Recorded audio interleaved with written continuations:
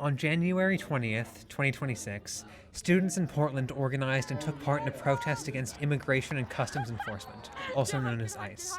This protest was student-run, with young people using their voices to respond to what they see happening in their communities and across the country. We're currently waiting to get on the second bus. The first bus to where we are meeting up to protest was completely full of students, and this is just our school, so I think it's going to be a really awesome big protest. What's your side? Okay, my mom made it. Okay, it's appropriate. And then, shout out to my mom, Erica Press. Oh, let's go!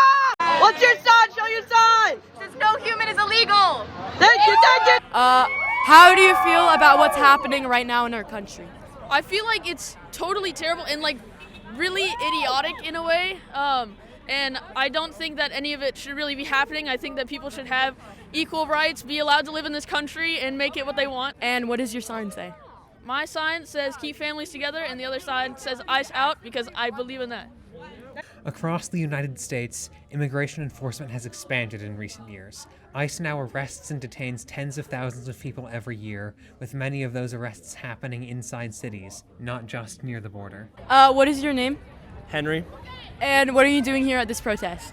I am protesting ICE is illegal operations and just the regime as a whole. This is the 1-year anniversary of Trump's inauguration, and I feel like it is my right to be down here and protest his fascist regime.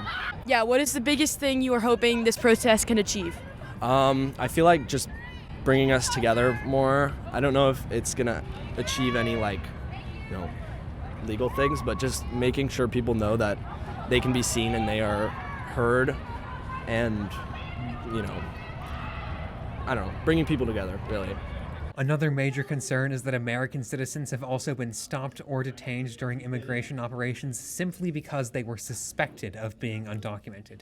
Civil rights organizations report cases where U.S. citizens were questioned or held because of how they looked, the language they spoke, or where they lived. Students say that kind of profiling creates fear not just for immigrants, but for entire communities, including people who are citizens and have been here their whole lives. So many students, families, and community members have protested outside ICE facilities, demanding the agency be removed from the city. Students involved say they don't believe ICE belongs in a place that claims to protect immigrants and human rights. Here in Portland, opposition to ICE runs deep.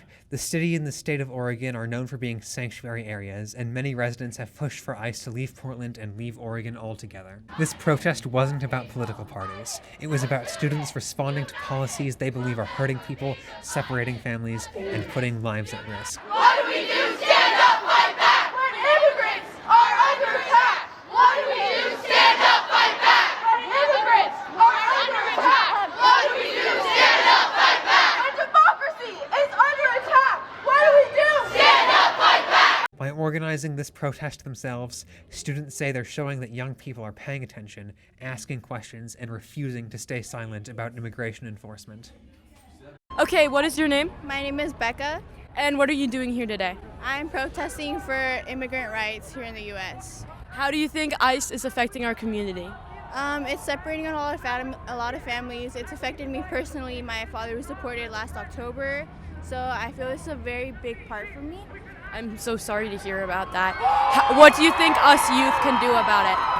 We can for sure share our voices. We are the next generation. We are going to be the people running this world sooner or later. So, yeah. Awesome. Thank you so much. What does your sign say?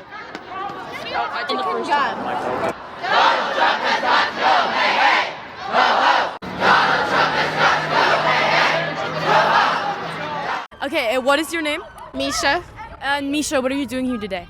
Today I'm here out protesting for the badness that ICE is causing to our countries and our cities, and the fact that they are taking people from us is not okay and it's wrong, and I really feel like everybody should I'm really glad that everybody came out and did this for us, because there's a lot of us that really need it out there. Why do you think it is important that the youth come out, and what do you think we can do about I it? think that it's important for us to come out so our voices can really be heard, because as y'all see, we're really not heard for real, and I feel like if they hear it from younger kids and even older ones, they will actually listen. What I think we can do about it is I feel like if we continue this up, I feel like we can make a change for real. And, just,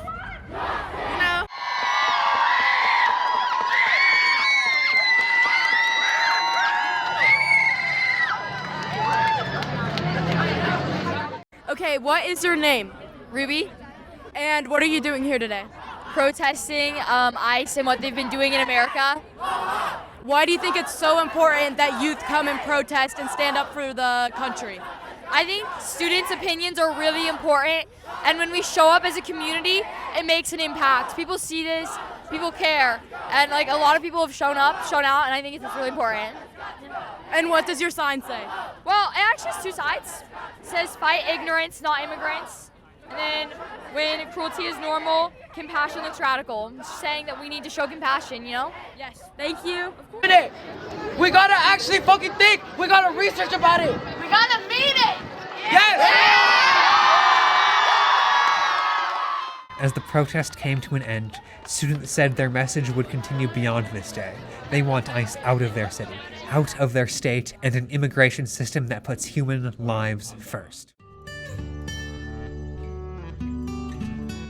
Hi, I'm Liz Cannon, and I'm the teacher for multilingual learners here at Wells, and I teach English, and I also teach English language development classes. So the organization that everyone should learn about is PIRC, P-I-R-C, and that stands for Portland Immigrant Rights Coalition.